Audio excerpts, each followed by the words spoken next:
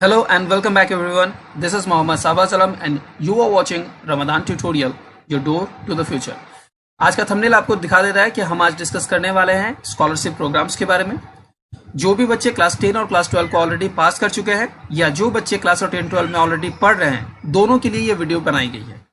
10 और 12 में जो कैंडिडेट पास कर चुके हैं वो स्कॉलरशिप के प्रोग्राम के लिए अप्लाई कर सकते हैं और जो 10 और 12 में पढ़ रहे हैं वो कैंडिडेट इसे इन्फॉर्मेटिव वीडियो की तरह से देख सकते हैं, जहां पर उनको ये आइडिया मिल जाएगा कि क्लास 10 और 12 के किस परसेंटेज के बाद वो कितने स्कॉलरशिप के लिए अप्लाई कर सकते हैं। सारी बेसिक डिटेल्स को हम इस वीडियो में कवर करने वाले हैं। तो चलिए right after this intro video हम अपना क्लास स्टार्ट करेंगे।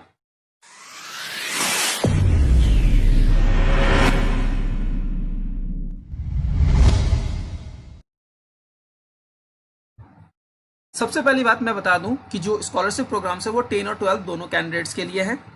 10 और 12 के कैंडिडेट्स कब अप्लाई कर सकते हैं, कैसे अप्लाई कर सकते हैं, कहां अप्लाई कर सकते हैं, किस परसेंटेज में कौन सा स्कॉलरशिप उनको मिलेगा, ये सारा डिस्कस किया जाएगा। आप अपने स्क्रीन पे देख सकते हैं उत्तर कन्नड़ और नवान्न स्कॉलरशिप, ये एक प्रोग्राम का नाम है। दूसरा एक और प्रोग्राम है हमारे पास जो है Swami Vivekananda merit come means. इस स्कॉलरशिप प्रोग्राम के बारे में भी हम जानने वाले हैं। इस पूरे वीडियो में मैं आप लोगों को दो इंपॉर्टेंट चीजों के बारे में बताऊंगा, दो इंपॉर्टेंट स्कॉलरशिप प्रोग्राम्स के बारे में बताऊंगा। उत्तर कन्नड़ और नवान्न ये दोनों एक ही प्रोग्राम है, दो अलग अलग नाम से जाने जाते हैं। क्यों जाने जाते हैं ये भी मैं कवर करने वाला हूं, जान जाइएगा।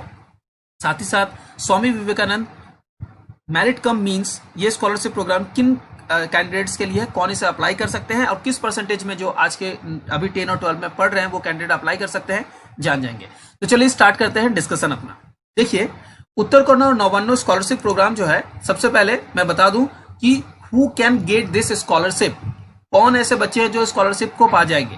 तो जितने भी वैलिड एप्लीकेंट हैं, जो भी एलिजिबिलिटी को क्रॉस कर जाते हैं, अगर आपने अप्लाई कर दिया है तो आपको ये स्कॉलरशिप मिल जाएगा।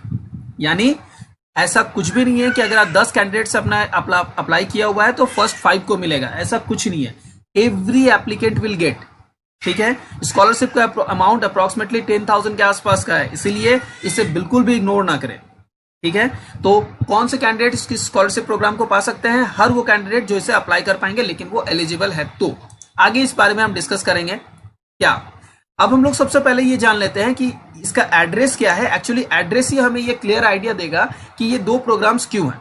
एक हम लोगों ने उत्तर कन्नड़ का नाम सुना है, दूसरा नवान्न का नाम सुना है। देखिए जो भी नॉर्थ बंगाल के कैंडिडेट्स हैं वो उत्तर कन्नड़ के नाम से जानते हैं इस प्रोग्राम को, लेकिन अगर वो साउथ बंगाल के स्टूडेंट्स हैं तो उन कैंडिडेट्स के लिए ये नवान्न के नाम से जाना जाता है। तो इस तरह से दो कैंडिडेट्स, दो तरफ के कैंडिडेट्स, यानी बंगाल के अंदर में अगर आप नॉर्थ बंगाल से हैं तो आप उत्तर कन्नड़ के नाम से जाने जाएंगे, इस प्रोग्राम को अप्लाई कीजिएगा, और साउथ बंगाल से है तो आप नवान्न के नाम से। दोनों के लिए ये एड्रेस दे दी गई है। ये एड्रेस इसलिए प्रोवाइड की गई है, अगर आप चाहे तो इसे नोट डाउन कर सकते हैं। इस एड्रेस से आप लोगों को ये जानकारी मिल जाती है कहां पर ये फॉर्म सबमिट होना है। अभी तक ये फॉर्म, यानी लास्ट ईयर तक ये फॉर्म जो था हमारे पास ऑफलाइन सबमिट किया जाता था, लेकिन इस ईयर से ये फॉर्म ऑनलाइन सबमिट होगा। हो सकता है, बहुत ज्यादा चांसेस है कि हम इस ईयर इसे ऑनलाइन सबमिट करें, इसलिए जानते हैं इस बारे में। चलिए आगे बढ़ते हैं।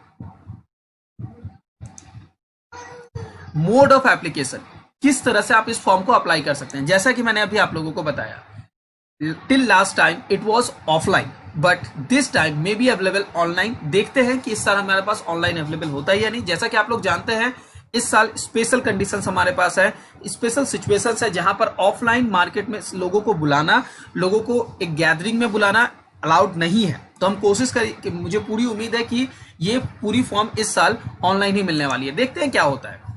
अब आते हैं टाइम ऑफ एप्लीकेशन के बारे में, यानी कब आप ये फॉर्म अप्लाई कर सकते हैं। तो देखिए क्लास 10 और 12 अगर आप लोगों ने पास कर रखी हुई है तो अभी आप इसके लिए एलिजिबल तब होंगे जब सितंबर अक्टूबर मंथ आएगा। ये नॉर्मल टाइम का शेड्यूल आता है जब आप एडमिशन ले लेते हो नेक्स्ट सेशन में। उसके बाद याद रखिए नेक्स्ट सेशन में जब तक आप एडमिट नहीं होंगे तब तक आप इस स्कॉलरशिप के लिए खुद को अप्लाई नहीं कर पाओगे।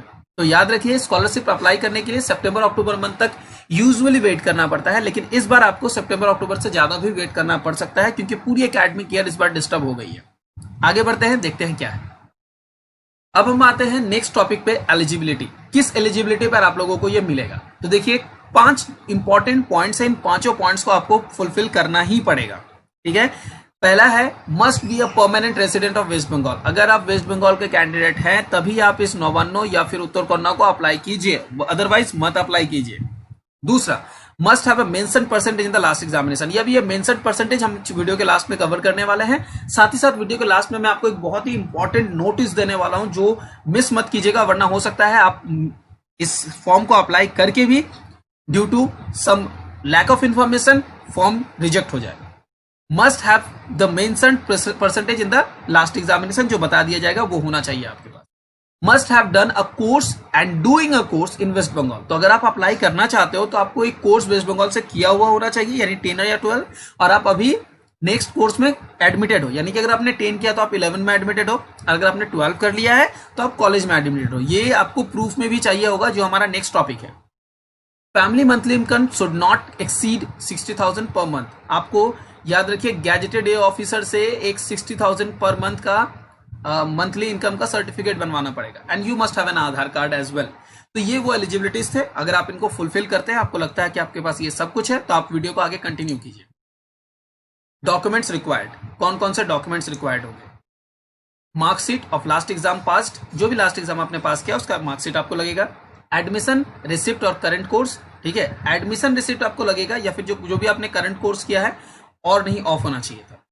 Photocopy of bank passbook front page, क्योंकि अगर आपका बैंक जो भी अमाउंट आएगा वो सर्टेन बैंक अकाउंट में आएगा, इसलिए आपको इस पासबुक का डॉक्यूमेंट अटैच करना पड़ेगा। दूसरा है गैजेटेड ऑफिसर, एक जो ऑफिसर्स है उनसे आपको एक सर्टिफिकेट लेना होगा कि आपका इनकम 60,000 बिलो है या 60,000 तक है, बहुत इंपॉर्टेंट है।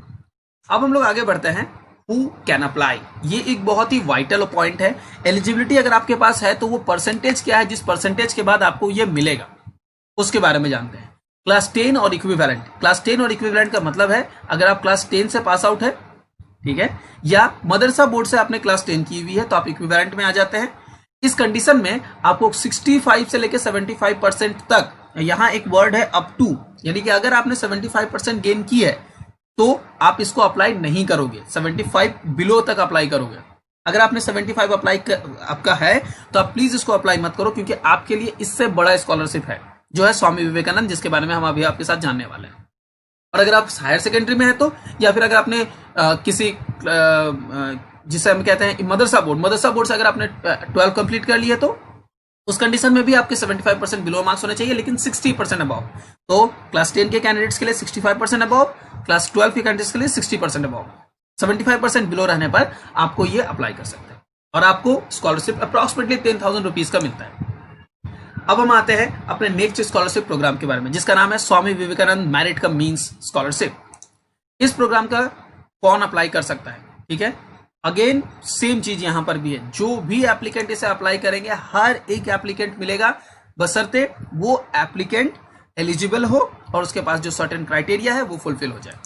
आगे देखते हैं मोड ऑफ एप्लीकेशन। इस टाइम भी वही पाते हैं कि लास्ट टाइम ये ऑफलाइन था, लेकिन इस टाइम बहुत ज्यादा चांसेस है कि ये ऑनलाइन अवेलेबल हो जाएगा। अभी तक ये ऑफलाइन चल रहा था। आगे बढ़ते हैं टाइम ऑफ एप्लीकेशन। इसके लिए भी हमारे पास पूजा का जो वक्त है वही टाइम लगभग आता है सितंबर अक्टूबर के मंथ में। आगे बढ़ते हैं हु कैन अप्लाई। कोई भी कैंडिडेट अप्लाई कर सकता है। ऐसा कोई भी कैंडिडेट एलिजिबल होगा जिसके पास एलिजिबिलिटी की सारी चीजें हैं और परसेंटेज है, वो इसे अप्लाई कर सकता है। 10 और इक्विवेलेंट में 75% अबव रखेंगे और हायर सेकेंडरी में 75% और अबव रखेंगे। अगर 10 में आपका 75% है या उससे ज्यादा है और 12 में 75% है या उससे ज्यादा है, आप प्लीज इस फॉर्म को अप्लाई करें, क्योंकि इसके लिए आपको लगभग 2000 के आसपास का अमाउंट आता है जो सर्टेन है। 2000 के आसपास आपको पर मंथ मिलता है, यानी कि आप ईयरली देख सकते हैं कि अप्रॉक्सीमेटली 24,000 का आपको स्कॉलरशिप मिलेगा। तो एक बड़ा स्कॉलरशिप अमाउंट है 10 और 12 पास करने के बाद, क्योंकि बहुत सारे बच्चे हैं जो इसके बाद अपनी पूरी पढ़ाई कंप्लीट कर लेंगे। आई होप आप लोगों को ये वीडियो इन्फॉर्मेटिव लगा होगा। अगर आप क्लास 10 के कैंडिडेट है, 12 के कैंडिडेट है, तो आप दोनों ही एप्लीकेशन के लिए रेडी हो जाइएगा, जहां पर आप इन दोनों को अप्लाई करके अपने लिए फायदा उठा सकते हैं। देखिए, सबसे जरूरी बात मैंने कहा था कि मैं वीडियो के एंड में आपको बताऊंगा इंपॉर्टेंट नोटिस। वो नोटिस ये है, do not apply more than one scholarship, and if you are getting already any scholarship, do not apply again। मैं इसको समझा दूं थोड़ा। देखिए, अगर आप स्टेट बोर्ड में है और स्टेट या सेंट्रल से कोई स्कॉलरशिप आप ऑलरेडी एजुकेशन से रिलेटेड उठा रहे हैं, तो दोबारा एक एजुकेशनल स्कॉलरशिप के लिए अप्लाई मत कीजिएगा। हो सकता है आपका जो ऑलरेडी रनिंग है वो भी अफेक्टेड हो जाए इससे।